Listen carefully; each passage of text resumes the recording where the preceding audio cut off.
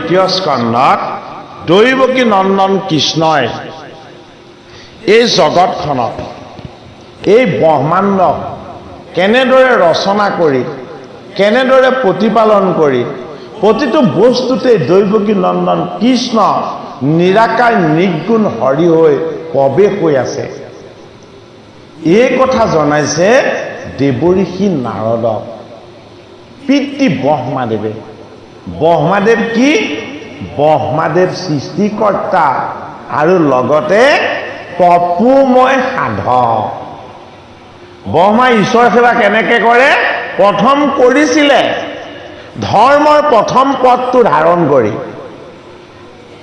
ধৰ্মৰ প্ৰথম পদ কি ধৰ্মৰ প্ৰথম পদ হ'ল তপ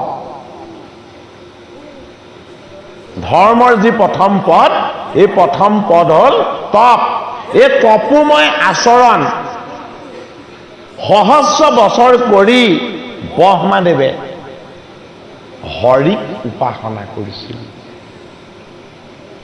এই সৃষ্টিকৰ্তা ব্ৰহ্মাই ধৰ্মৰ পদৰ প্ৰথম পদ তপোময় সাধনাৰে যদিও হৰিক উপাসনা কৰিছে হয়নে এই তপোময় সাধনা কিন্তু সকলোৱে কৰিব নোৱাৰে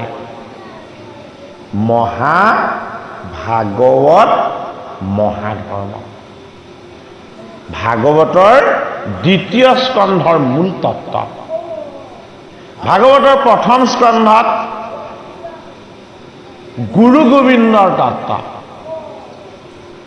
প্ৰথম স্কন্ধত কিয় গুৰুৰ তত্ত্ব সুখস্বৰূপ গুৰুক ভজি সুকৰ চৰণ সেৱা কৰি সুত মুনিয়ে নৈমিষ ক্ষেত্ৰত সহস্ৰ ঋষিক ভাগৱত কীৰ্তন কৰি শুনাইছে আৰু প্ৰথম স্কন্ধত তাৰ পৰাই আৰম্ভ হৈছে অৰ্থাৎ মহাভাগৱত মহাধৰ্মই সেই ধৰ্মকে সদায় দেখুৱাইছে যি ধৰ্ম গুৰুৰ চৰণ ভজি প্ৰতিপালন কৰা হয় আপোনাৰ খবৰ 577তম জগত গুৰুজনাৰ যি জন্ম জয়ন্তী অনুষ্ঠান এই অনুষ্ঠান ভাগৰ লগত সংগতি ৰাখি এই ভাগৱতৰ যি পাঠ পৰ্যালোচনা আপোনালোকে ব্যৱস্থা কৰিছে এয়া হ'ল গুৰুৰ চৰণ সেৱা আমি গুৰুজনৰ চৰণ কেনেকৈ সেৱা কৰিম গুৰুজনৰ চৰণ সেৱা কৰিম কেনেকৈ ভকত ভগৱন্তক আমি ভগৱান বুলি মান্যতা কৰি এই ভাগৱত স্বৰূপ ভগৱন্তক আমি গুণ কীৰ্তন আৰু যশেৰে প্ৰত্যেকেই আমি দৈৱকী নন্দন কৃষ্ণৰ অখণ্ডিত আনন্দৰ ভাগ লাভ কৰিম ভাগৱতৰ প্ৰথম স্কন্ধত আমাক গুৰুৰ তত্ত্ব গভীৰকৈ দেখালে সৌনকাদি সহস্ৰ ঋষিৰ কাৰণে গুৰু হ'ল কোন সুতমুনি সুত আৰু পৰীক্ষিতৰ কাৰণে গুৰু হৈছে কোন সুত আৰু পৰীক্ষিতৰ কাৰণে গুৰু হৈছে শুকমুনি আৰু শুকৰ গুৰু কোন শুকৰ গুৰু হ'ল বেদব্যাস আৰু বেদব্যাসৰ গুৰু কোন বেদব্যাসৰ গুৰু হ'ল দেৱঋষি নাৰদ কিয় নাৰদে বেদব্যাসক এই জগতখন তুমি নষ্ট কৰিলা এই জগতখনক তুমি ধৰ্ম শিক্ষা দিব বিচাৰিছিলা কিন্তু তুমি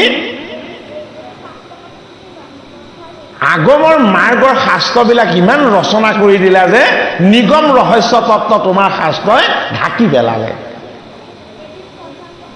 সেইটো কাৰণে কি কৰিছে ভাগৱতৰ প্ৰথম স্কন্ধত ব্যাস নাৰদ সংবাদ এই ব্যাস নাৰদ সংবাদৰ যোগেদি বেদব্যাসে নিজেই কৰা ভুল সংশোধন কৰি আগম মাৰ্গক তেওঁ সীমানতে বাদ দি নিগম মাৰ্গৰ যি ৰহস্য ভকতি মহাভাগৱত মহাধৰ্ম এই তত্ত্ব কথা ভাগৱত শাস্ত্ৰৰ যোগেদি জগতত প্ৰচাৰ কৰিছে যি শাস্ত্ৰ দৈৱকী নন্দন কৃষ্ণৰ শ্ৰীমুখৰ বাণী যি শাস্ত্ৰ বেদৰ সাৰ যি শাস্ত্ৰই মৃত্যুমুখী জীৱবিলাকক অমৃতৰ সন্ধান দিয়ে যি শাস্ত্ৰই জীৱৰ মৃত্যুৰ ভয়ৰ পৰা জীৱক মুক্ত কৰি দিয়ে যি শাস্ত্ৰই দৈৱকীনন্দন কৃষ্ণৰ সান্নিধ্য দান কৰে, সেই শাস্ত্ৰৰ দ্বিতীয় স্কন্ধ কি দিছে? মহাভাগৱত মহাধৰ্ম। এই মহাভাগৱত মহাধৰ্মৰ সাৰ কি? জগতৰ কৃষ্ণ। নাৰদে প্ৰশ্ন সুধিছে আৰু পিতৃ ব্ৰহ্মাদেৱে কৈছে যে কি বুলি কৈছে? আমাক পদে জনাইছে যে জগতৰ হৰি যদিও এই জগত ৰচনা কৰিছে, হৰি কিন্তু এই ব্ৰহ্মাণ্ডৰ গুণময় বৃত্তিবিলাকত বাস কৰি থকা নাই। দৈৱকীনন্দন কৃষ্ণ ক'ত বাস কৰিছে বুলি কৈছে? এই ব্ৰহ্মাণ্ডৰ বাহিৰত। ব্ৰহ্মাণ্ডৰ বাহিৰত কি আছে? যে ব্ৰহ্মাণ্ডৰ বাহিৰত হৰিৰ কাৰণে হৰিয়ে বৈকুণ্ঠ ৰচনা কৰিছে। এই বৈকুণ্ঠ তত্ত্বটো কি বুলি কৈছে? যে এই বৈকুণ্ঠ একোৱে স্পৰ্শ কৰিব নোৱাৰে। কিয়ে? কাল আৰু মায়া।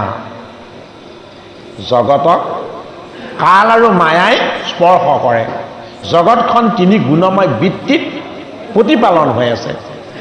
আৰু সৃষ্টিকৰ্তা ব্ৰহ্মাদেৱে দেৱঋষি নাৰদক কৈছে যে মই যিজন হৰিক উপাসনা কৰোঁ, মই যিজন যোগেশ্বৰ কৃষ্ণক তপময় সাধনাৰে সদায় উপাসনা কৰি আহিছোঁ, সেইজন কৃষ্ণ ক'ত নিবাস কৰি আছে? এই ব্ৰহ্মাণ্ডৰ বাহিৰত বৈকুণ্ঠত। এই বৈকুণ্ঠত কাল আৰু মায়া এইবিলাকে কেতিয়াও স্পৰ্শ নকৰে। আৰু বৈকুণ্ঠত কাৰ লগত থাকে? বৈকুণ্ঠত বৈকুণ্ঠৰ পাৰিষদসকলৰ লগত থাকে। এতিয়া পাৰিষদসকল কোন? পাৰিষদসকল হ'ল ৰহস্য ভকতিক যিসকলে প্ৰতিপালন কৰিছে।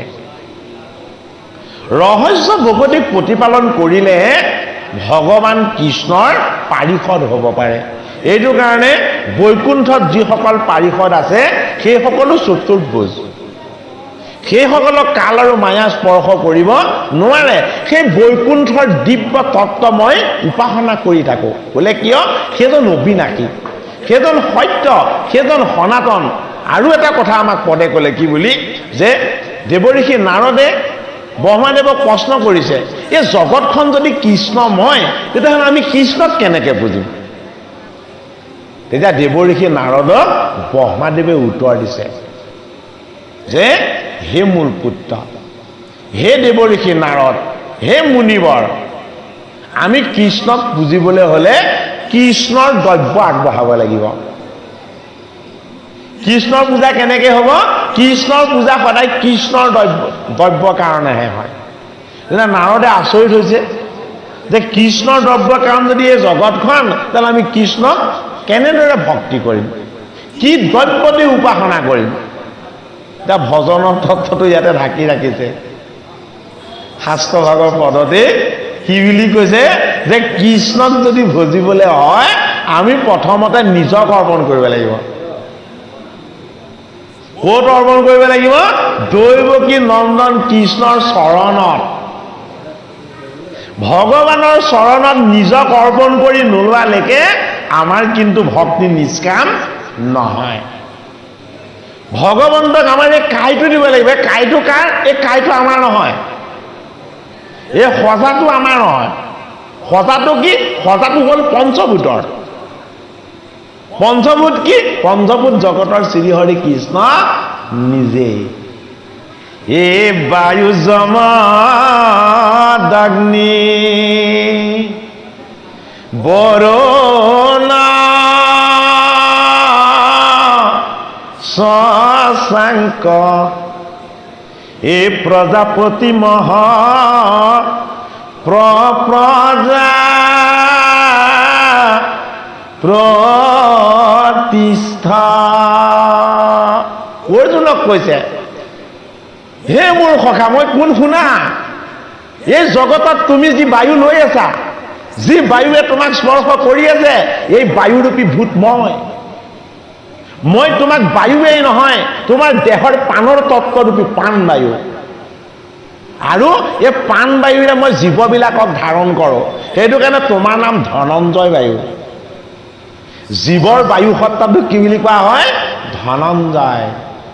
কৃষ্ণৰ বায়ুৰ সত্তাটোক কি বুলি কোৱা হয়? প্ৰাণবায়ু। সেইটো কাৰণে মই বায়ু আৰু কি এই মৃত্যুৰূপী কাল যি যম ৰজা এজন ময়েই বায়ু আৰু যম মই নিজেই আৰু কি এই তোমাৰ দেহত যে উত্তাপ আছে এই সূৰ্যৰ যে উত্তাপ আছে এই অগ্নিৰ যে উত্তাপ আছে এই সমস্ত উত্তাপবিলাক মই বোলে কিয় মোৰ পৰমাত্মাৰ শক্তি নহ'লে কেতিয়াও তাপ বা অগ্নি সৃষ্টি নহয় আৰু কোন তুমি সূৰ্য ৰূপে আদিত্য ৰূপে দেখিছা এই আদিত্যৰ মাজত মই প্ৰকাশ হৈ আছো বোলে কি সূৰ্যৰ নিজৰ পোহৰ আৰু তাপ নাই সূৰ্যৰ মাজত মই কৃষ্ণ প্ৰৱেশ হৈ মই তেওঁক তাপ দিয়াৰ শক্তি আৰু পোহৰ দিয়াৰ শক্তি দিছো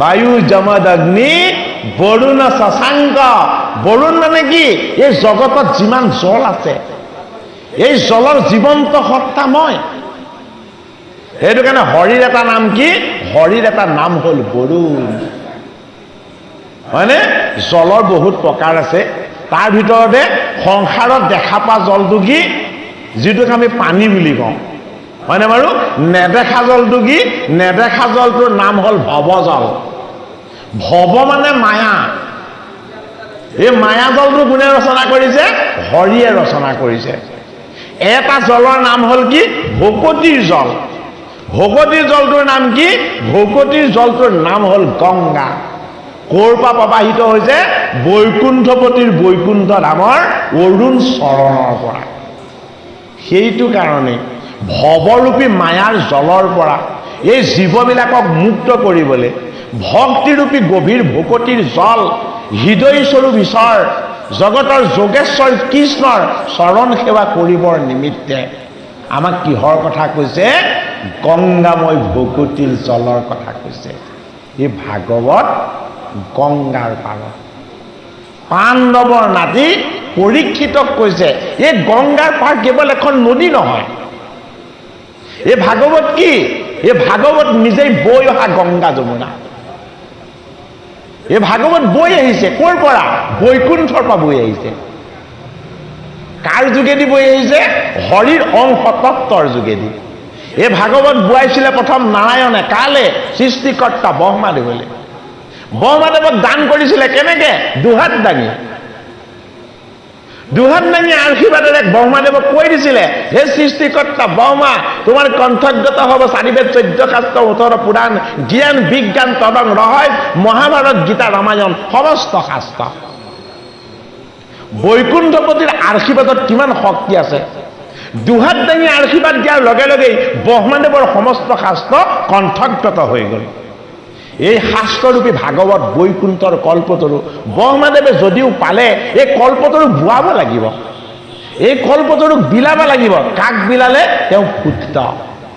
তেওঁ পুত্ৰ নাৰদক বিলাইছে নাৰদক এই গংগা বুৱতী নদী কৰি তেওঁ বিলাই দিছে বোৱাই দিছে আৰু নাৰদে কি কৰিছে নাৰদে আনি দেৱঋষি নাৰদক দিছে দেৱঋষি নাৰদে সেইবাৰ কি কৰিলে প্ৰণয়ন আৰু তেওঁ বাদ দিলে যেতিয়াই তেওঁ ভাগৱত শাস্ত্ৰ প্ৰণয়ন পূৰা কৰিলে তেওঁ প্ৰণয়নটো বাদ দিলে কি কৰিলে তেওঁ ভাগৱত শাস্ত্ৰ এইবাৰ পঢ়াবলৈ ল'লে কাক পঢ়ালে যিদৰে দেৱঋষি নাৰদক তেওঁ পিতৃপুৰুষ ব্ৰহ্মাদেৱে পঢ়াইছে ভাগৱত পঢ়াইছে ঠিক সেইদৰে ব্যাসে ব্যাস নন্দন শুকক পঢ়াইছে শুকে যেতিয়া ভাগৱত শাস্ত্ৰ অতি আনন্দেৰে সদি পঢ়িলে শুকৰ কি হৈ গ'ল শুকৰ কৃষ্ণ দৰ্শন হৈ গ'ল শুক কি শুক মায়া আৰু মোহ এই দুটা বস্তুৰ পৰা সৰ্বদা মুক্ত হৈ গ'ল আৰু কি কৰে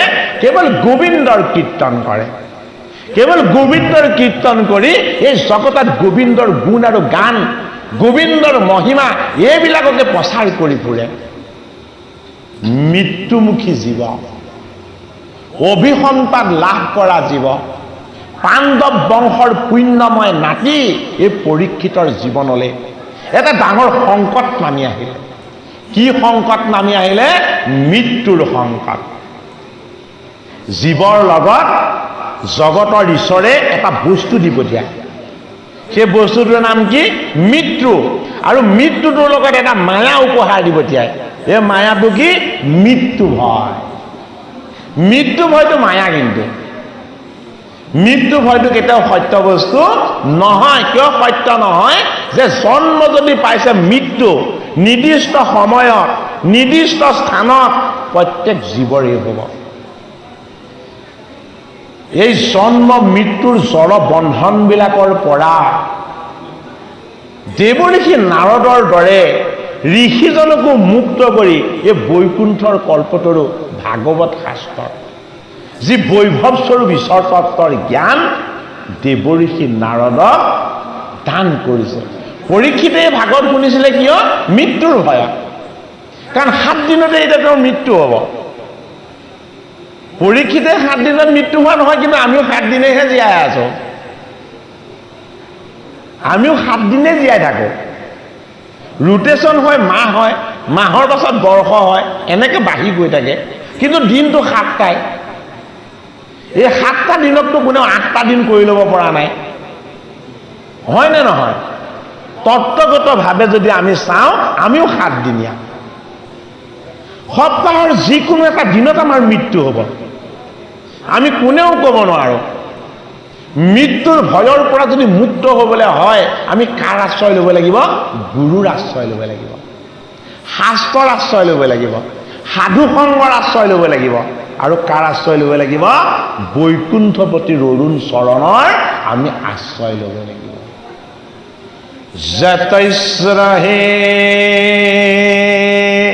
ধ্ৰুৱ মিত্ৰ ধ্ৰুৱং জন্ম মিতস্যসা তস্মাৎ পৰিহাৰাৰ্থে নতুং সুচি তমোহাসি। আইসকলকো কৈছো, মৃত্যুলৈ ভয় নকৰিব, হয়নে? মৃত্যুলৈ ভয় নাই বুলি অহংকাৰ কৰিব নাপায়। আমাৰ মৃত্যু ভয় নাই বুলি আমি অহংকাৰ কৰিব নাপায়। কিন্তু আহি থকা মৃত্যুলৈ আমি ভয় কৰিব নাপায়। কিয় ভয় কৰিব নাপায়? মৃত্যুটো হৰিৰ এটা উপহাৰ। এই জীৱনটো কি? এই জীৱনটো মিছা বস্তু,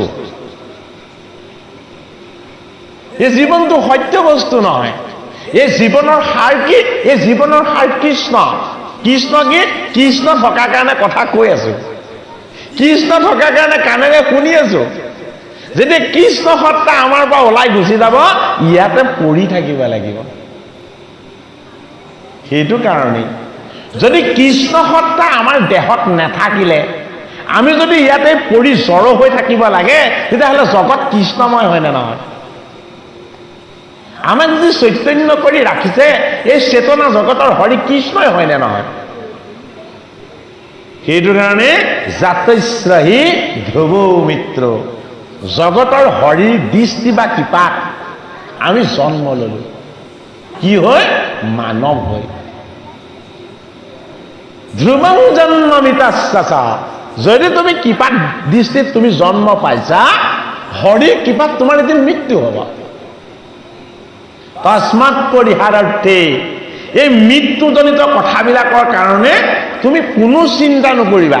এইবোৰ চিন্তা তুমি বাদ দি দিয়া। কিয়? তোমাৰ জীৱনটো ঈশ্বৰ সেৱাৰ কাৰণেহে পাইছা। সেইটো কাৰণে সৃষ্টিকৰ্তা ব্ৰহ্মাই তেওঁ মানস পুত্ৰ দেৱঋষি নাৰদক বুজাইছে, হে মোৰ পুত্ৰ, তুমি তোমাৰ লগত থকা, আমাৰ লগত কেইটা বস্তু আছে বাৰু? দেহত যদিও 24টা তত্ত্ব আছে, আমাৰ লগত মুঠ বস্তু মাত্ৰ 3টা আছে। আমাৰ লগত আছে বুলি কৈছো, কিন্তু বস্তু কেইটা আমাৰ নহয়। বস্তু কেইটা কাৰ? বস্তু কেইটা ভগৱানৰ। প্ৰথম বস্তুটো হ'ল কি? আমাৰ এই কাইটো, দেহটো। দ্বিতীয় বস্তুটো কি? এই দেহটোক নেদেখাকে চলাই থকা আমাৰ মনটো, হয়নে? আৰু তৃতীয় বস্তুটো কি? আমাৰ বাক শক্তি আছে, আমাৰ কণ্ঠ শক্তি আছে। আমি ভবা কথাবিলাক আমি বাক্যৰে প্ৰকাশ কৰিব পাৰোঁ। সেইটো কাৰণে হৰিৰ চৰণত সকলো বস্তু অৰ্পণ কৰিব লাগে বুলি আমাক ভাগৱতে কৈছে। সেইটো কাৰণে আমি হৰিৰ চৰণত কি অৰ্পণ কৰিব লাগে? আমাৰ এই কাইটো, এই দেহটো যদি কৃষ্ণৰ চৰণত অৰ্পণ কৰা হয়, এই দেহটো শুদ্ধ হ'ব। মনটো যদি ভগৱান কৃষ্ণক দান কৰা হয়, মনৰ চঞ্চলতা দূৰ হ'ব, মনটো স্থিৰ হ'ব। কিয়? জগতৰ হৰি কৃষ্ণ যোগেশ্বৰ, যোগময় সাধনাৰে সদায় তেওঁ গোটেই জগতক স্থিৰ কৰি ৰাখিব বিচাৰে। যদি আমাৰ মনটো আমি হৰিৰ চৰণত অৰ্পণ কৰোঁ, আমাৰ মন স্থিৰ হ'ব, শান্ত হ'ব আৰু স্বচ্ছ হ'ব। আমাক বহুতে প্ৰশ্নও কৰে যে মনটো স্থিৰ হোৱাৰ কিবা উপায় আছেনে? আছে। মনটো আমি নিজে স্থিৰ কৰিব নোৱাৰোঁ। মনটো অত্যন্ত চঞ্চল বস্তু। পিতৃ মাতৃয়েও আমাক প্ৰশ্ন কৰে যে ল'ৰাটোৱে পঢ়িবলৈ ইচ্ছা নকৰে, ছোৱালীজনীয়ে পঢ়া শুনাৰ প্ৰতি ধাউতি নিদিয়ে। কিয় নিদিয়ে? তেওঁ মনৰ মাজত এটা অস্থিৰতা বাস কৰি আছে।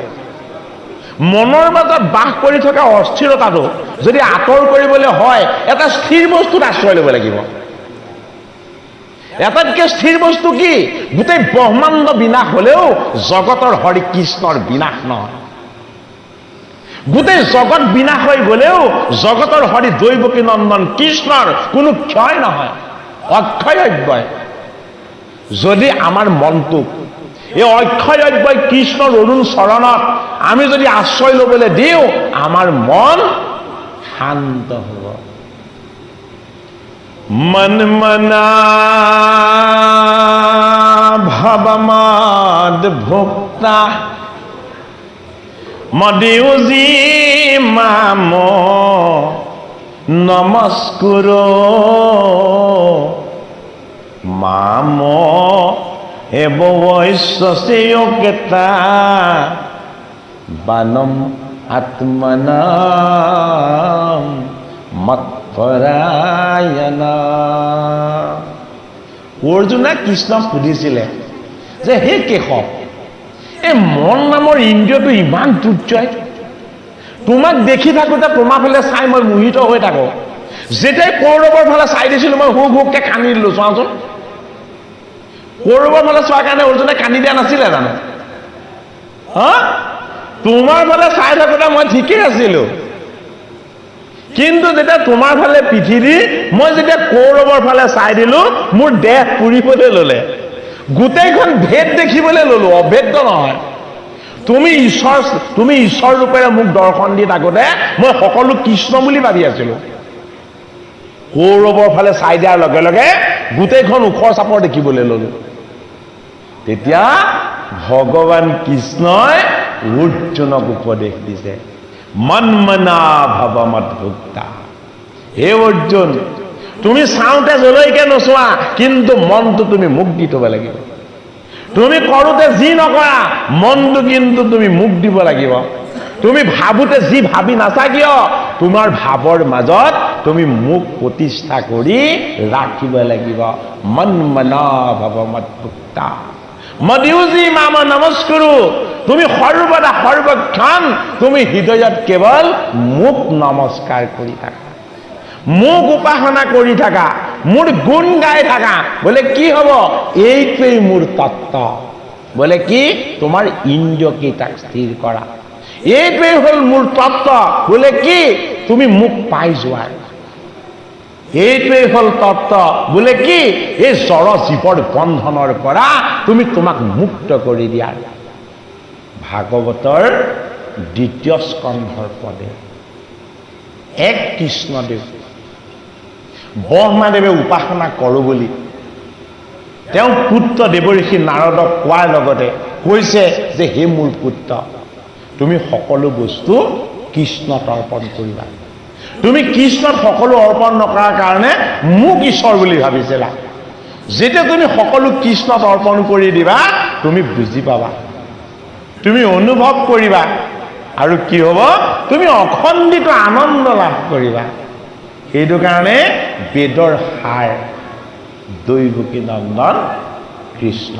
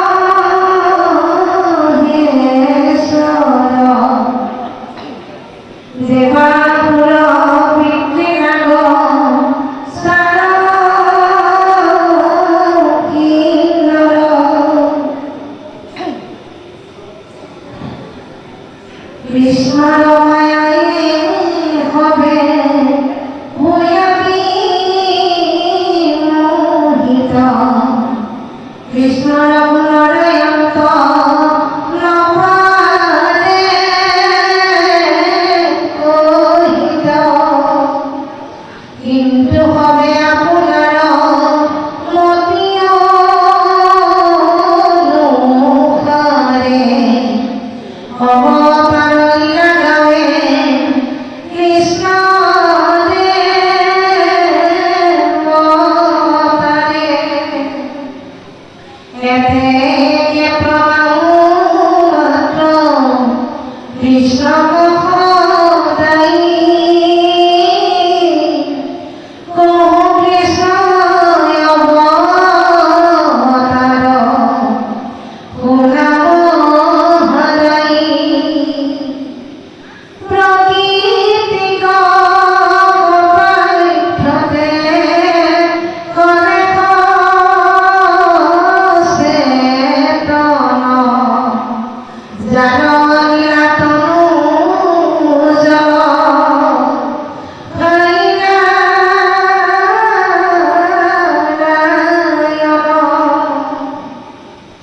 তাঙ্ক বুলি পৰম পুৰুষ বদ আদ্য অৱতাৰ কৰিলো বৈকুণ্ঠনাথৰ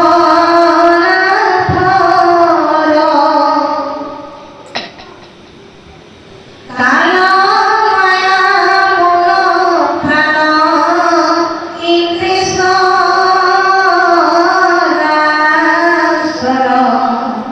মলি তুমি হনকাদি প্ৰজাপতি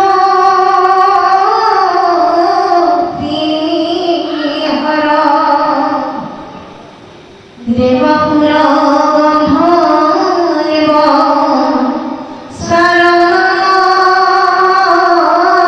শৰণেশ্বৰ যক্ষ ৰাক্ষ পিতৃ সিদ্ধ বিদ্যাৰ ভূত প্ৰেত পিশাচাদি মুখ্য সম্ভাৰ সমস্ত জানিয়া কৃষ্ণ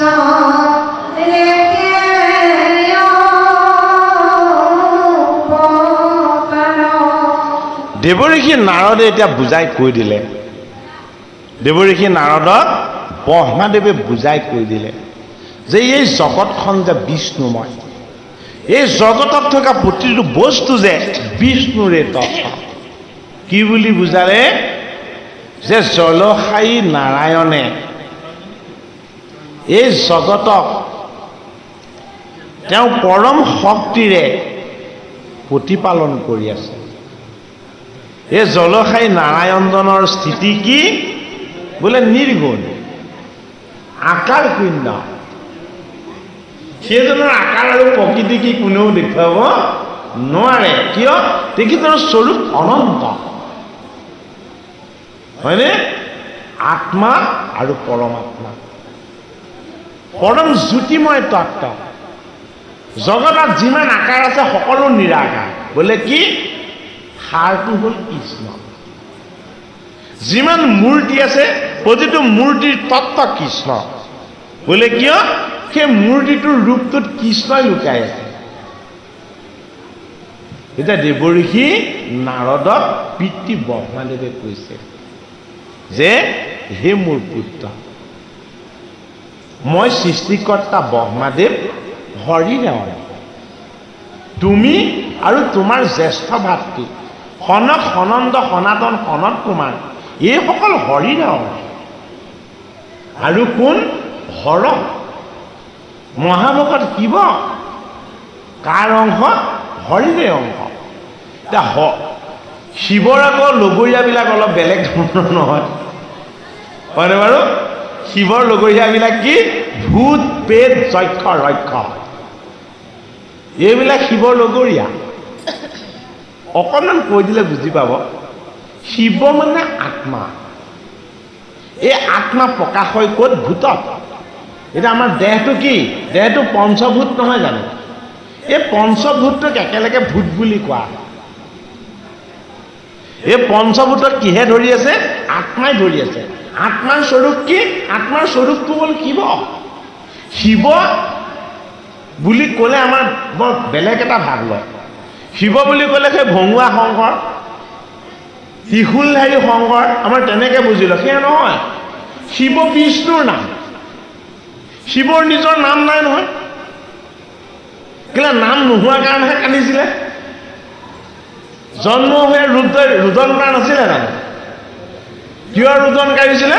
বোলে মোক জন্ম দিলা কিন্তু মোৰ নাম নিদিলা। তেতিয়া ব্ৰহ্মাদেৱে ক'লে তোমাক নাম নালাগে, বিষ্ণুৰ যিমান নাম আছে চব তুমিয়ে ল'বা। নামটো কাৰ তত্ত্ব? নামটো বিষ্ণুৰ তত্ত্ব, হয়নে বাৰু? এতিয়া শিৱৰ লগ কি? ভূত, প্ৰেত, যক্ষ, ৰক্ষ। এইবিলাক কথা বুজাই দিব লাগিব, নহ'লে আমাৰ ভুল বুজি থাকিব সদায়, হয়নে বাৰু? ভূত, আত্মাৰূপী শিৱই পিন্ধি থকা এই পঞ্চভূত।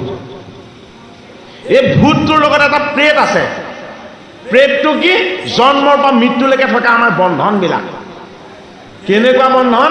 মই, মোৰ বাবে মই, এইবিলাক বন্ধন। মই, মোৰ আৰু মোৰ বাবে এই বন্ধনটোক কি বুলি কোৱা হয়? প্ৰেত বুলি কোৱা হয়। এইটো প্ৰেত। যক্ষ, যক্ষ কি? আমি কাক কি দিব পাৰোঁ? যদি ভালকৈ চাওঁ, আমি কাকো একো দিব নোৱাৰোঁ। যি দিছে সকলো হৰিয়ে দিছে। হৰিৰ কৃপাত প্ৰাপ্ত হৈছে সকলো বস্তু। আমি কাকো একো দিব পৰা শক্তি সামৰ্থ্য নাই। যি কাকো একো নিদিয়ে, অকল নিজলৈকে ৰাখে, তাকে যক্ষ বুলি কোৱা হয়। আৰু কি? ৰক্ষ। জন্মৰ পৰা মৃত্যুলৈকে মই নিজক বচাই ৰাখিম। মই মৃত্যু হ'বলৈও নিদিওঁ। কি কৰিম? মই নিজক সদায় বচাই ৰাখিমেই। এই নিজক বচাই ৰখাটো কি বুলি কোৱা হয়?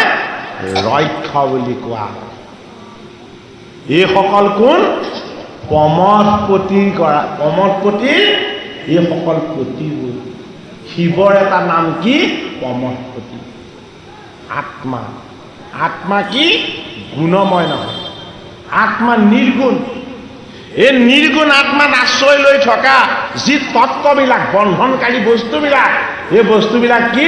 ভূত, প্ৰেত, যক্ষ, ৰক্ষ। আমাৰ মানুহে শ্মশানত যি ভূত প্ৰেত আছে বুলি কৈছে, এয়া মিছা। শ্মশানত ভূত প্ৰেত নাথাকে, কেতিয়াও নাথাকে আৰু ভৱিষ্যতেও নাথাকে। ভূত প্ৰেত ক'ত আছে? আমাৰ ভিতৰত আছে। ভূত প্ৰেতবিলাক আমাৰ ভিতৰত আছে। এই ভয়টোৱে ভূত। মৰিম বুলি ভাবি লোৱাতে প্ৰেত। সেইটো কাৰণে ভাগৱত কি? অভয় ব্ৰহ্ম। যি গীতা ভাগৱত ভক্তিভাৱে শ্ৰৱণ কীৰ্তন কৰিছে, তেওঁ যদি শ্মশানলৈ যায়, মধ্যৰাতিও যাওক, একো শব্দ নুশুনে, কোনো শব্দ নুশুনে। তেওঁ গৃহত যিদৰে আশ্বস্ত হৈ হৰিৰ চৰণত নিৰ্মল আনন্দ লাভ কৰে, শ্মশানলৈ গোটেও সেই আনন্দই লাভ কৰিব। কিয়? ভক্তিৰ মহিমা বিপৰীত। আমি অবাস্তৱ ঈশ্বৰ তত্ত্বৰ কথা ভাবিলে নহ'ব, বাস্তৱ ঈশ্বৰ তত্ত্ব। আমাক ৰক্ষা কৰা হৰিৰ তত্ত্বটো আমি জানিব লাগিব। দৈৱকী নন্দন কৃষ্ণৰ চৰণত যদি আমাৰ সুদৃঢ় আশ্ৰয় হৈছে, তেতিয়াহ'লে আমাক ভূতে কি কৰিব পাৰে? প্ৰেতে কি কৰিব পাৰে? বাহ্যিক মায়াময় মোহময় বস্তুবিলাকে আমাক কি অনিষ্ট কৰিব? যাৰ আশ্ৰয় কৃষ্ণৰ চৰণত, সেই সুদৃঢ় সবল আশ্ৰয়। কি কৈছে? ব্ৰহ্মাদেৱে দেখুৱাই দিছে, চোৱা, এই ভূত প্ৰেত যক্ষ ৰক্ষ এইবোৰ কৃষ্ণৰে অংশ। আৰু কি বুলি কৈছে? কিন্নৰ চাৰণ বিদ্যাধৰ, এইসকল কি? এইসকল কৃষ্ণৰে অংশ। এতিয়া দেৱঋষি নাৰদে গম পাই গ'ল, বোলে কি? গোটেই জগতেই কৃষ্ণময়, গোটেই জগতকে কৃষ্ণৰ গীত, কৃষ্ণৰ গুণ আৰু কৃষ্ণৰ গান গোৱাই নৃত্যময় কৰি, আনন্দময় কৰি ৰাখিব লাগিব। হাতত দিব্য বীণা ল'লে, হয়নে? দিব্য বীণাত শুদ্ধ ভাৱ আৰু ভক্তিৰ ঢেঁকীৰূপী জানত অৱস্থান কৰিলে। আপোনালোকে ভালকে চাওক দেই, শিৱৰ বাহন বৃষভ, হয়নে? এটা পানীৰ প্ৰতীক। ভগৱান বিষ্ণুৰ বাহন গৰুৰ, এটা পক্ষীৰ প্ৰতীক, হয়নে? ব্ৰহ্মাৰ বাহন কি? ৰাজহংস, এটা পক্ষীৰ প্ৰতীক। একমাত্ৰ দেৱঋষি নাৰদ বাহন কি? জীৱ নহয়। দেৱঋষি নাৰদৰ বাহনটো জীৱ নহয়। কি? যদি কাঠৰ হয় জড় বস্তু, হয়নে নহয়? এই দেহেই ঢেঁকী, এই দেহটো জড় বস্তু, ই চৈতন্য বস্তু নহয়। এই দেহৰূপী ঢেঁকীত আমি বহি আছো, উঠি আছো, অৱস্থান কৰি আছো। এই দেহ নামৰ ঢেঁকীত উঠি আমি কি কৰিব লাগিব? ৰাম নাম গাব লাগিব। দৈৱকী নন্দন কৃষ্ণৰ উপাসনা কৰি থাকিব লাগিব। এই দেহ জড় বস্তু, এই দেহ ঢেঁকী সদৃশ। ই আমাক ক'ত নি কেনেকে উলিয়াব আমি নাজানো। ই চৈতন্য বস্তু নহয়। ইয়াক সদায় লগাই দিব লাগে। কিহত? বানিবৰ কাৰণে, বন্ধনৰ পৰা মুক্ত কৰি দিবৰ কাৰণে। কাক? ধানবিলাকক। ধানত বাকলি এটা বন্ধন নহয় জানো? এই মনৰ মাজত থকা বন্ধনৰূপী বাকলিবিলাক আমি বান্ধিব লাগিব। এই মনৰ মাজত থকা বাকলিবিলাক আমি গুচাই নিকা কৰিব লাগিব। কিহেৰে নিকা কৰিম? মন যদি বন্ধনৰ পৰা মুক্ত, পবিত্ৰ আৰু নিকা কৰিবলৈ হয়, ৰাম কৃষ্ণ হৰি, ৰাম কৃষ্ণ হৰি, ৰাম কৃষ্ণ হৰি নাম ঘোষণা কৰিব লাগিব। হৰিৰ গুণ ঘোষণা কৰিব লাগিব। হৰিৰ যশ কীৰ্তন কৰিব লাগিব। আৰু ভাগৱতৰ দ্বিতীয় স্কন্ধত মহাভাগৱত মহাধৰ্ম সৃষ্টিকৰ্তা ব্ৰহ্মাদেৱে দান কৰিছে। কাক? তেওঁ পুত্ৰ দেৱঋষি নাৰদক। আৰু কি বুলি বুজাইছে?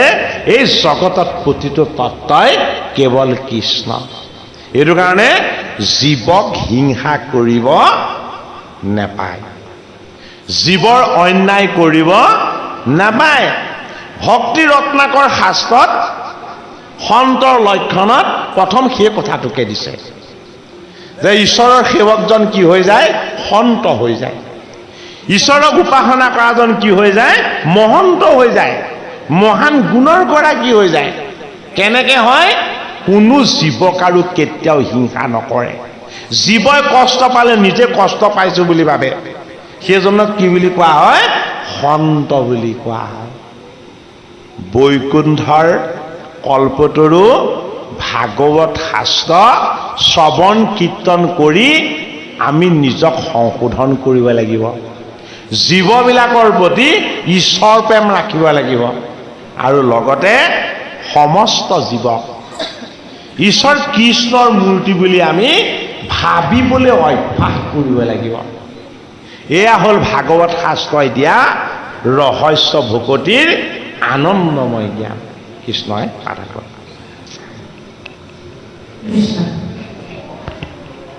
কিন্তু আমি পূজা তুমি করিয়া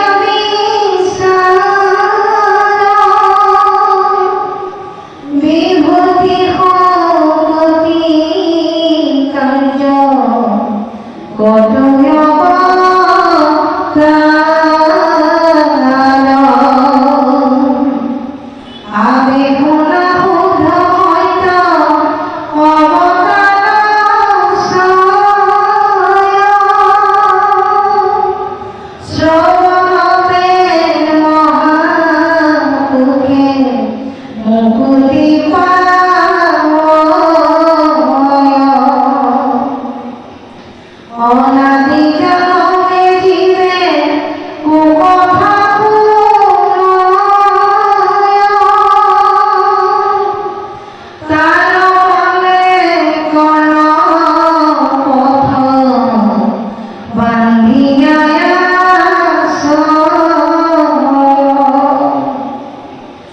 অবতার চরিত্রে তাহা কবিলা মিলে মহোদয় কৃষ্ণ পাবে রবি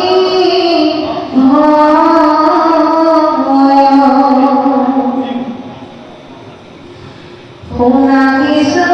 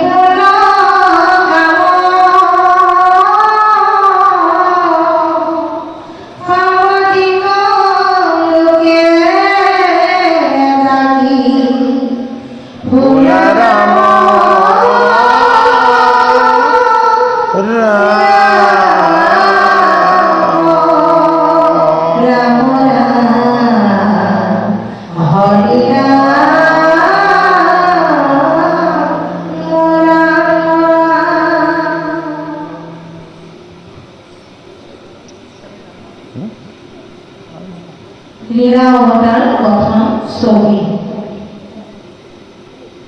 নীলদপি প্রজাপতি সোনামণি মহামতি কৃষ্ণরানী মলয় অবতার লোকর নিষ্ঠার হেতু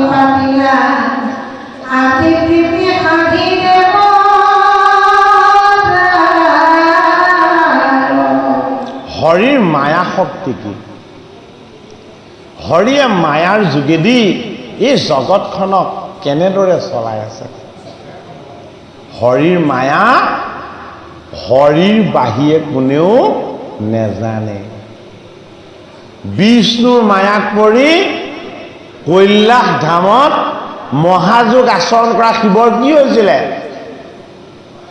কঁকালৰ বস্ত্ৰ খুলি পৰি গৈছিলে, হয় নে নহয়? নিজৰ ভাতজাৰ মুখলৈও কোনোদিন নোচোৱা মহাভকত শিৱই মোহিনীৰ ৰূপত মোহিত হৈ গোটেই ব্ৰহ্মাণ্ডখন দৌৰি ফুৰিছিল। সেইজন যিজনে সকলোকে মোহিব পাৰে, সেইজন যিজনৰ গুণ অনন্ত নাগে সহস্ৰ বজনে কীৰ্তন কৰিও শেষ কৰিব নোৱাৰে, সেইজন নিৰ্গুণ হৰি আমি কেনেদৰে উপাসনা কৰিম? কেৱল তেওঁৰ নাম, কেৱল তেওঁৰ ধাম, কেৱল তেওঁৰ তত্ত্ব,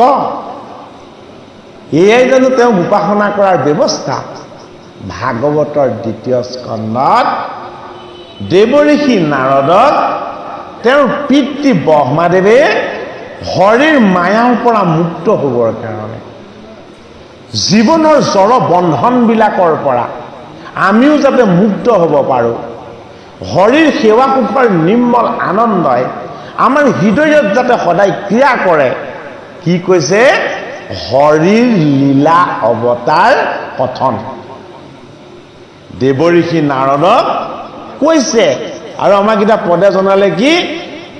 প্ৰজাপতি ব্ৰহ্মাই তেওঁ পুত্ৰ দেৱঋষি নাৰদক কৈছে যে কৃষ্ণৰ বিষয়ে যদি তুমি অকণমান জানিব বুজিব বিচাৰিছা, তেতিয়াহ'লে তুমি কৃষ্ণৰ নিৰ্মল চৰিত্ৰৰ বিষয়ে শুনা। কৃষ্ণৰ নিৰ্মল চৰিত্ৰ কি বুলি কৈছে? যে লোকৰ হিতৰ কাৰণে, এই জীৱবিলাকক মায়াৰ ভ্ৰমৰ পৰা মুক্ত কৰি দিবৰ কাৰণে গৰুৰ কেতু, এটা ভগৱান বিষ্ণুৰ নাম কি? গৰুৰ কেতু।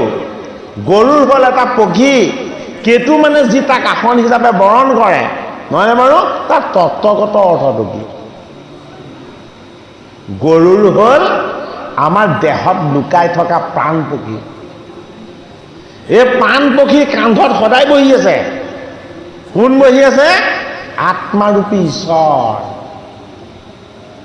আমাৰ প্ৰাণ যদিও এটা তত্ত্ব হয়, এই প্ৰাণক চৈতন্য কোনে কৰি আছে?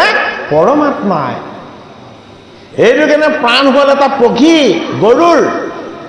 এই গৰুৰ ৰূপী প্ৰাণ পক্ষীত সদায় অৱস্থান কৰি থাকে কোন? দৈৱকী নন্দন কৃষ্ণ। এইটো কাৰণে প্ৰাণ প্ৰভু পীতাম্বৰয়ে, জগতৰ হৰি কৃষ্ণৰ নাম কি বুলি কৈছে? প্ৰাণ প্ৰভু পীতাম্বৰ। প্ৰাণ হ'ল গৰুৰ আত্মতত্ত্ব, পীতাম্বৰ হ'ল কি? তাতে বহি আছে কিন্তু কোনেও নেদেখে, তাতে বহি আছে অৱস্থান কৰি আছে কিন্তু কি? কোনেও জানিব নোৱাৰে। কি বস্ত্ৰ? পৃত বস্ত্ৰ। আমাৰ বস্ত্ৰই আমাক ঢাকিলে বেলেগে ঢাক নাখাব। আমি যি বস্ত্ৰ পৰিধান কৰিছো এয়া কি? এয়া মায়া, এয়া মিছা বস্ত্ৰ। এইখন বস্ত্ৰই শীত তাপ আৰু লজ্জা নিবাৰণৰ হেতুৱে আমাক প্ৰয়োগ কৰাই ৰাখিছে। হৰিৰ বস্ত্ৰ কেৱল এখন, গোটেই জগতক পিন্ধাই ৰাখিছে। কি বস্ত্ৰ? পৰমাত্মাৰ পৰম তত্ত্বৰূপ পীতাম্বৰ। প্ৰাণৰ তত্ত্বক যি পিন্ধি থাকে, প্ৰাণৰ তত্ত্বক যি পিন্ধি থাকে সেয়া পীতাম্বৰ। প্ৰাণক পিন্ধি আছে কিন্তু প্ৰাণে স্পৰ্শ নকৰে, দেহক পিন্ধি আছে কিন্তু দেহে স্পৰ্শ নকৰে। কিয় নকৰে? দৈৱকী নন্দন কৃষ্ণ পৰমাত্মা।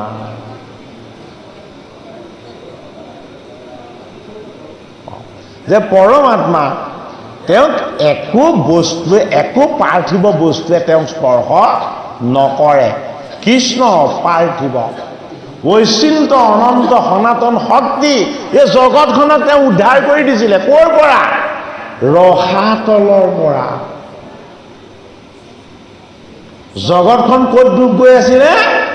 ৰসাতলত। ৰসাতলত কোন আছিলে? এজন দুদান্ত ৰাক্ষস আছিলে, অসুৰ আছিলে। এই অসুৰজনৰ নাম হ'ল হিৰণ্যাক্ষ। ৰসাতলৰ পৰা পৃথিৱী উদ্ধাৰ কৰাটো বৰাহৰূপী হৰিৰ বাহিৰে কাৰো সম্ভৱ নহয়। প্ৰথম ব্ৰহ্মাদেৱে তেওঁ মানস পুত্ৰ নাৰদক বৰাহ অৱতাৰৰ কথা কৈছে। কিয় কৈছে? বৰাহ মানে হৰিৰ উদ্ধাৰকাৰী তত্ত্ব। এই জীৱবিলাকক কোনে উদ্ধাৰ কৰে? হৰিয়ে উদ্ধাৰ কৰে। ক'ৰ পৰা? ৰসাতলৰ পৰা। ৰসাতলখন ক'ত আছে? ৰসাতলখন ক'ত আছে? এই ৰসাতলত পৃথিৱীখন কেনেকে ডুব গৈ আছে? এইখনেই দেহ নামৰ পৃথিৱী। এই দেহ নামৰ পৃথিৱীখন অজ্ঞান, অবিদ্যা আৰু অন্ধকাৰ, এই তিনিটা বস্তুত বান্ধ খাই মায়াচন্ন হৈ, মোহাচন্ন হৈ সদায় ডুব গৈ আছে। ক'ত? এই সংসাৰৰূপী মায়াৰ ভৱজলত। এই সংসাৰ মায়াৰূপী ভৱজলত এই দেহৰূপী এই পৃথিৱীখন ডুব গৈ আছে। আৰু এই ভৱজলৰ পৰা উদ্ধাৰ হ'বলৈ নিদিয়ে কোনে? হিৰণ্যাক্ষ। এই হিৰণ্যাক্ষটো কি? হিৰণ্যাক্ষটো হ'ল অজ্ঞান আৰু অবিদ্যা নামৰ অসুৰ। যেতিয়ালৈকে আমাৰ লগত অজ্ঞান, অবিদ্যা আৰু মোহ মায়া এইবিলাক থাকিব, এই সংসাৰতে থাকি আমি ৰসাতলতে ডুব গৈ থাকিম। এই ৰসাতল ৰূপী অজ্ঞান আৰু অবিদ্যাৰ কবলৰ পৰা আমাক সদায় অজ্ঞান আৰু অবিদ্যাৰ ফালে নিব বিচৰা কশ্যপ নন্দন, অদিতিৰ পুত্ৰ, দিতিৰ পুত্ৰ, নামটো কি? হিৰণ্যাক্ষ। এই হিৰণ্যাক্ষ হ'ল আমাৰ জীৱনৰ জড় বন্ধন। এই জীৱনৰ জড় বন্ধনবিলাকৰ পৰা আমি নিজে উদ্ধাৰ হ'ব নোৱাৰোঁ। কোনে উদ্ধাৰ কৰিব? হৰিয়ে উদ্ধাৰ কৰিব। কিহেৰে? অজ্ঞানক জ্ঞানেৰে, অবিদ্যাক বিদ্যাৰে, তমসাক জ্যোতিৰে আৰু মৃত্যুক অমৃতেৰে। এইবিলাক তত্ত্বগত শক্তিৰে হৰিয়ে আমি ডুব গৈ থকা ৰসাতলখনৰ পৰা আমাক উদ্ধাৰ কৰিছে। কাক বধ কৰি? হিৰণ্যাক্ষক বধ কৰি। এই অজ্ঞান আৰু অবিদ্যাই হ'ল জীৱৰ আটাইতকৈ দুখময়, যান্তনাময়, কষ্টকৰ বস্তু। এই অজ্ঞানক দূৰ কৰিবলৈ কি লাগিব? জ্ঞান। জ্ঞানটো ক'ত আছে? বেদত আছে। এই জ্ঞানত ঈশ্বৰ তত্ত্বক সন্ধান কৰিবলৈ কি লাগিব? বিজ্ঞান লাগিব। বিজ্ঞান ক'ত আছে? বিজ্ঞান বেদত আছে। এই বিজ্ঞান ৰূপী ঈশ্বৰ তত্ত্বক আমি গভীৰভাৱে বুজিবলৈ আমাক কি লাগিব? আত্মদৰ্শন লাগিব। এই আত্মদৰ্শন ক'ত আছে? বেদত আছে। হয়নে? এই আত্মদৰ্শনৰ যোগেদি ঈশ্বৰ তত্ত্বৰ সন্ধান আমি সদায় কৰিব লাগিব। ক'ত আছে? বেদত লুকাই আছে। কি হৈ? ৰহস্য হৈ। 4টা শ্লোক কোনে দিছিলে? সৃষ্টিকৰ্তা ব্ৰহ্মাদেৱক দিছিলে। কোনে? জগতৰ হৰিয়ে। আনন্দময় হৰি নাৰায়ণে কি দিছিলে? জ্ঞান, বিজ্ঞান, তদং আৰু ৰহস্য। এই ৰহস্যতেই প্ৰজাপতি সৃষ্টিকৰ্তা ৰৈ গ'ল। আৰু দেৱঋষি নাৰদে কি কৰিলে? ৰহস্যত লুকাই থকা ৰহস্যটো বিচাৰি পালে। সৃষ্টিকৰ্তাই তপময় সাধনা কৰিলে। ৰহস্যৰ মাজত ৰহস্যৰ সন্ধান পোৱা দেৱঋষি নাৰদে এই দেহক কি কৰিলে? এই দেহ নামৰ ঢেঁকীত উঠিলে, বাণীক বীণাৰ ৰূপ দিলে, হৃদয়ৰ তন্ত্ৰীবিলাকক ভালদৰে টানি ল'লে আৰু কি কৰিলে? গোবিন্দৰ গীত গাবলৈ ল'লে। এইটো কাৰণে এই ৰহস্য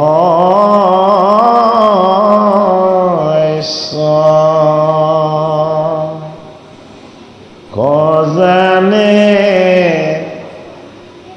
যিটো লোক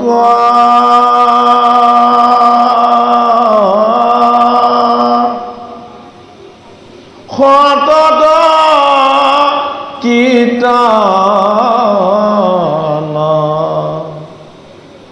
কৰে মোক অধৰিদ্ৰী সবাত কৰি নবিব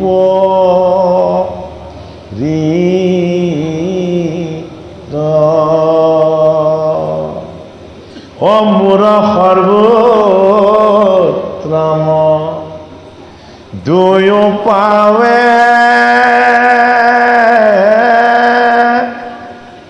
কৰে নমস্কাৰ ভক্তি ভাবে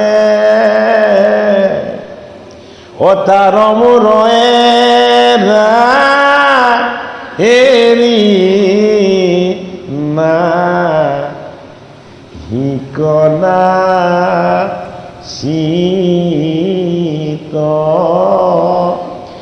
তাৰ মূৰৰে হেৰি না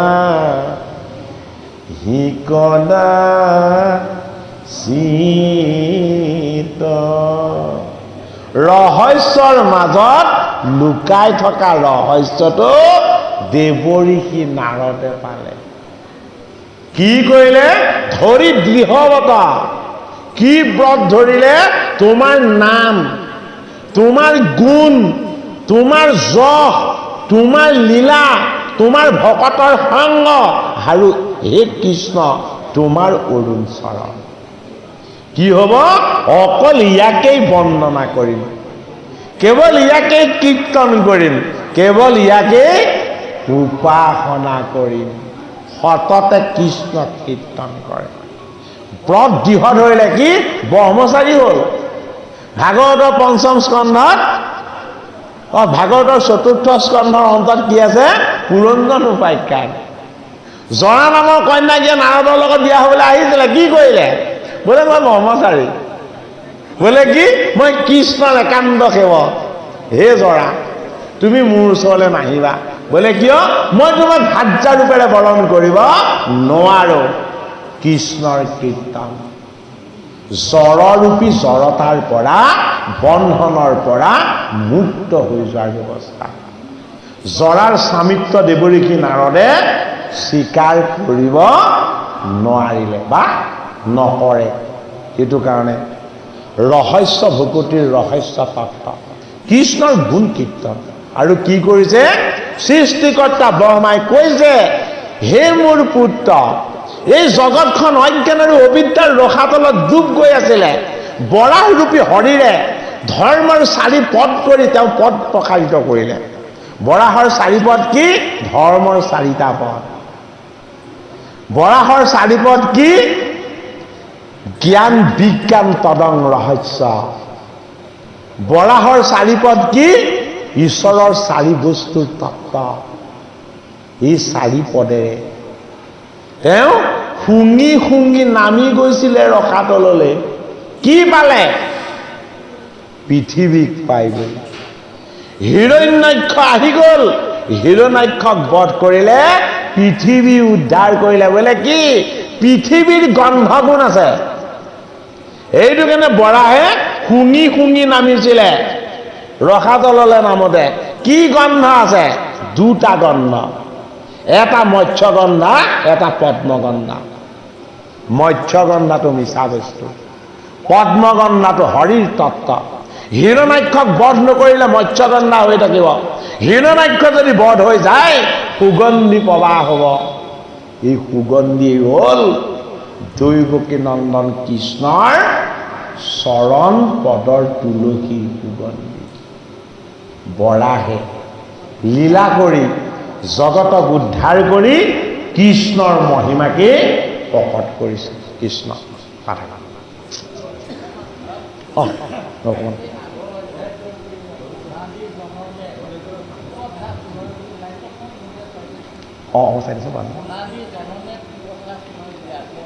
অনাদি জনমে কুকথা সুখ হয় বুলি কৈছে। লাইন এটা আছে, হয় হয়। তাৰমানে জীৱৰ স্বৰূপটো অনাদি, জীৱৰ স্বৰূপটো অনন্ত। তাৰমানে অনাদি জনমে মানে কি, আমি বুজিব লাগিব আমাৰ জন্মান্তৰৰ কোনো সীমা নাই, হয়নে? যদি আমি আগৰ জন্মবিলাকৰ ক'ৰবাত আমি মানৱ ৰূপেৰে জন্ম লৈ আমি যদি কৰ্ণৰ ৰন্ধ্ৰে যদি কৃষ্ণ কথা নুশুনি যদি কু কথা শুনিছিলোঁ, তেতিয়াহ'লে আমি কি পাম? বন্ধনত পৰি যাম, পাপৰ ভাগ পাই যাম।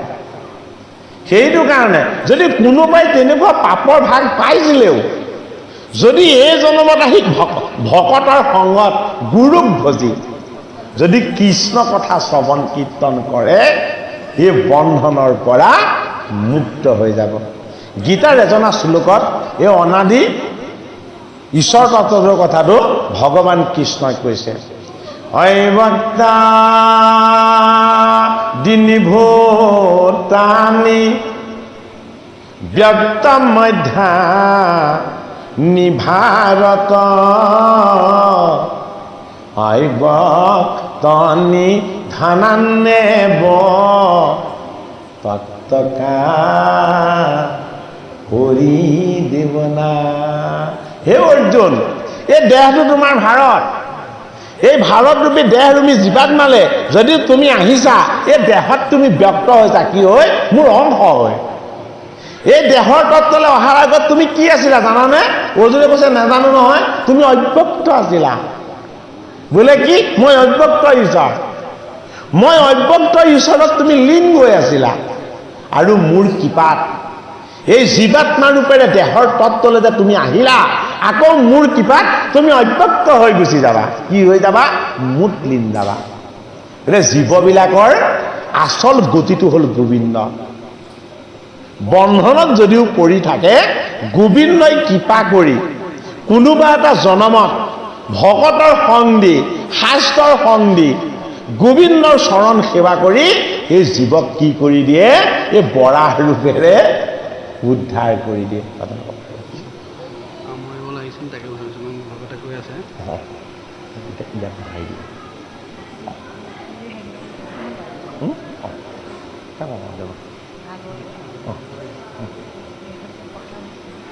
অকণমান লাষ্টলৈ পঢ়ি দিওঁ,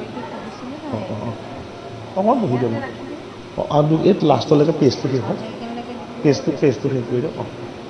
কৃষ্ণ যে আমাৰ সেৱকী বাপ সমস্তই আমাক জনাইছে যে আপোনাক সবে আজ্ঞা কৰিব লাগিব।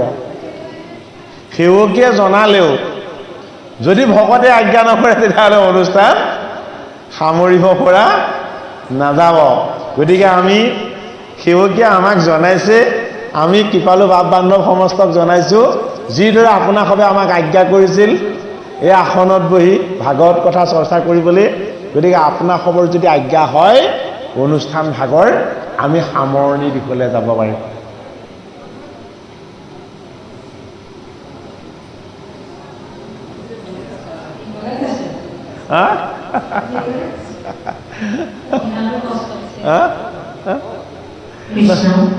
নাই নাই, বাপ বান্ধৱ সমস্ত আজ্ঞা কৰিব লাগিব, আমি আজ্ঞা নকৰিলে নোৱাৰো সামৰিব, হয় নহয় বাৰু? হয় হয় হয়, কওক। অঁ হয়, অঁ হয়, অঁ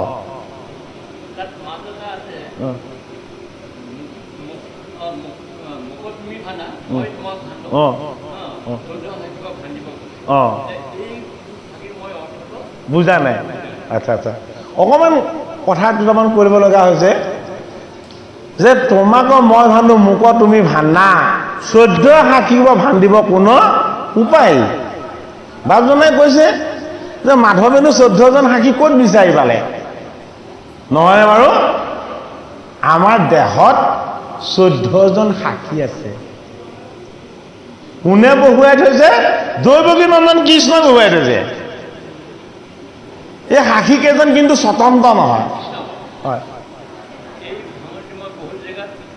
শুনিছোঁ অঁ কিন্তু আমি সন্তুষ্ট হ'ব পৰা নাই হয় হয় হয় বুজিছেনে বুজি পাইছোঁ আমি সন্তুষ্ট হ'ব পৰা নাই অঁ সেইকাৰণে আমি অঁ মানে ভাবোঁ অঁ কাৰণ এই তেখেতে বহুত ব্যাখ্যাকাৰে অঁ এই শুদ্ধ আমাৰ দেহৰ অঁ দহ ইন্দ্ৰিয় অঁ হেৰি চিত্তবুদ্ধি মন অহংকাৰ নহয় নহয় নহয় সেয়াই এই কিতাৰ আকৌ অধিষ্ঠিতা কিতাৰ কথা কয় দেই অঁ অঁ কিন্তু মই সেইটোত মানে কোনো মতেই মানে অঁ মানে মানিব বিচৰা নাই অঁ আৰু মই পণ্ডিত নহয় কিন্তু দেই হয় হয় হয় হয় নহয় সেই বস্তুকেইটা তত্ত্বগতভাৱে জানিব লাগিব এতিয়া চাওক তাত এটা কথা আছে পৰম যতনে অঁ জীৱ অঁ যত অইন অইন নাই কৃষ্ণ।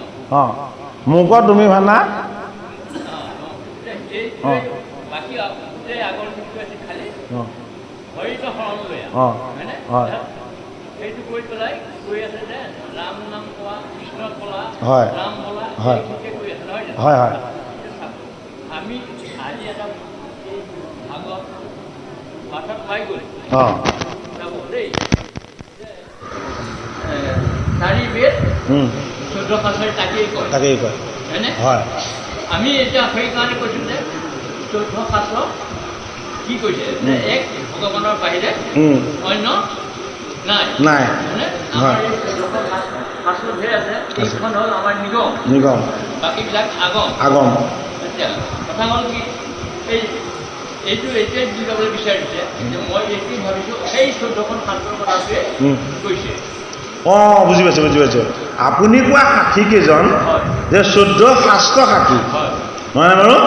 কিন্তু আমি অধ্যয়ন কৰি যিখিনি পাইছোঁ 14জন সাক্ষী আচলতে সদায় চাই থকা হ'ব লাগিব 14জন সাক্ষীয়ে সদায় চাই থাকিব লাগিব সাক্ষীটো কিহৰ কাৰণে লাগে সত্য আৰু অসত্য এই দুইটাক চাই থাকিবৰ কাৰণে ৰখি থাকিবৰ কাৰণে সেয়া সাক্ষী শাস্ত্ৰ কি 4 বেদ 14 শাস্ত্ৰ 18 পুৰাণ এইবিলাক কি শাস্ত্ৰ সাক্ষী কেৱল নহয় শাস্ত্ৰ হ'ল আচাৰ্য আচাৰ্যই আমাক কি শিকায় পঢ়ক আপুনি মোক যাই কৈছোঁ আচাৰ্যই আমাক শিকায় আচৰণ ভাগৱত শাস্ত্ৰই আমাক কি শিকাইছে আচৰণ শিকাইছে প্ৰথম আচৰণ শিকাইছে বোলে কি গুৰুৰ চৰণ ভজা আচাৰ্যৰ তত্ত্ব এইটো কাৰণে বহক আপুনি মোক কৈছোঁ আপুনি বহক মোক কওঁ নহয় আপোনাক মই কম আপুনি বহক এতিয়া আপুনি এতিয়া বহক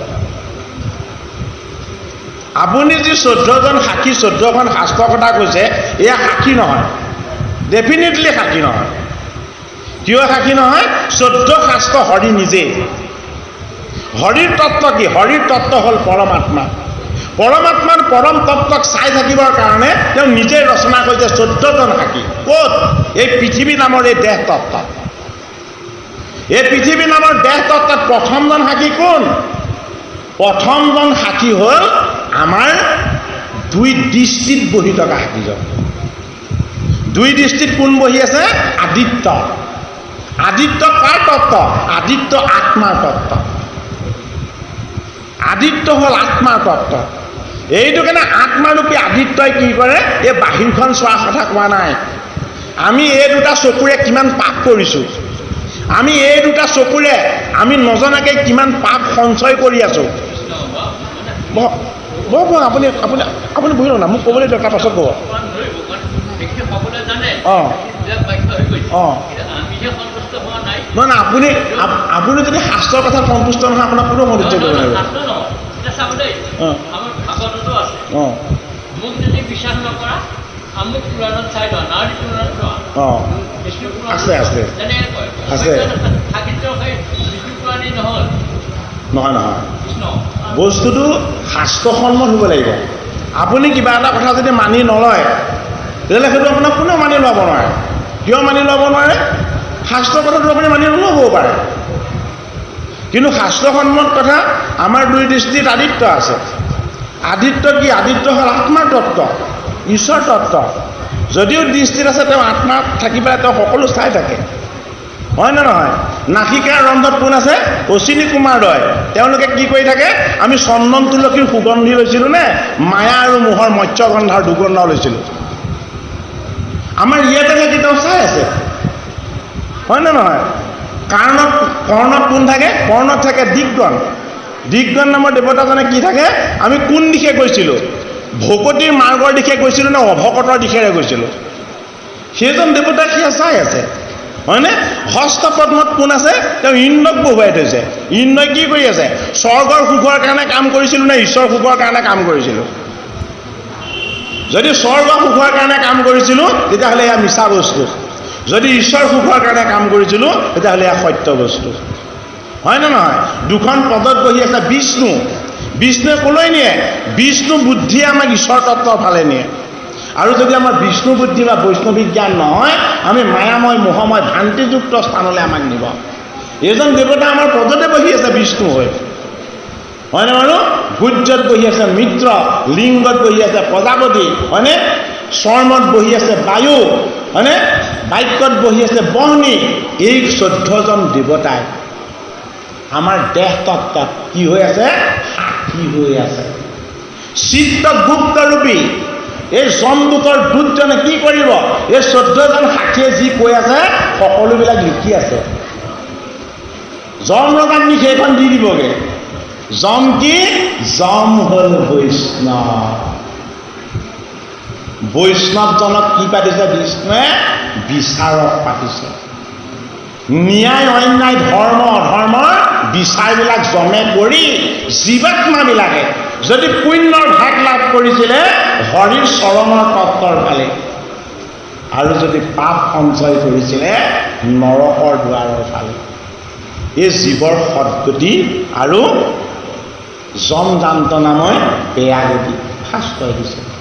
আপুনি মানি নল'লে আমি আপোনাক মনাব নোৱাৰোঁ।